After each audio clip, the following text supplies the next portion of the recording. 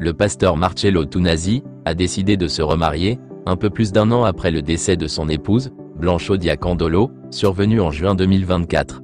La nouvelle a été annoncée publiquement lors du culte du dimanche 20 juillet 2025, à Kinshasa, par son église, la Compassion.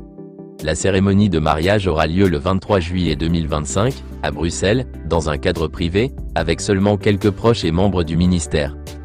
La femme qu'il épouse s'appelle Esther Aïcha, ou Aïcha. Elle est connue dans la communauté comme une femme de foi active, impliquée dans le ministère, notamment auprès des femmes. Elle fait partie de l'église La Compassion et a déjà été vue lors de plusieurs événements spirituels.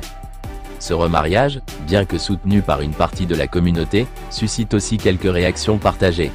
Certains estiment que le temps de veuvage a été trop court. Par exemple, le pasteur Camille Makosso s'est exprimé de manière critique, parlant d'un choix précipité, surtout au vu de l'impact que cela pourrait avoir sur les enfants du premier mariage.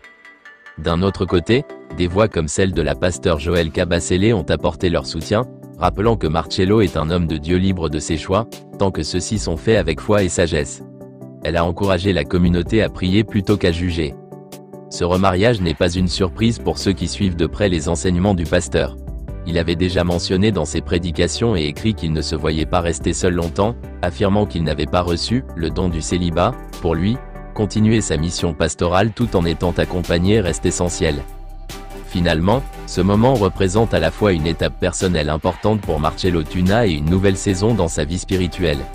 Il le vit comme une reconstruction après une période de deuil, dans la paix et la continuité de sa vocation. Quand Marcello Tuna dit « Je n'ai pas reçu le don du célibat », il exprime simplement qu'il ne se sent pas appelé à vivre seul.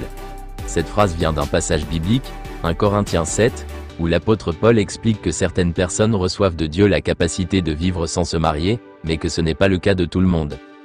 En disant cela, le pasteur reconnaît honnêtement qu'il a besoin d'une compagne à ses côtés, tant sur le plan affectif que dans son service ministériel.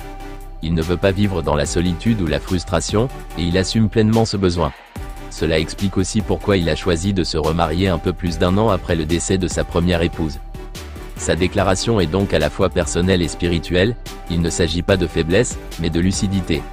Elle sert aussi à désamorcer les critiques sur la rapidité de son remariage, en montrant qu'il agit en conscience, et non par précipitation.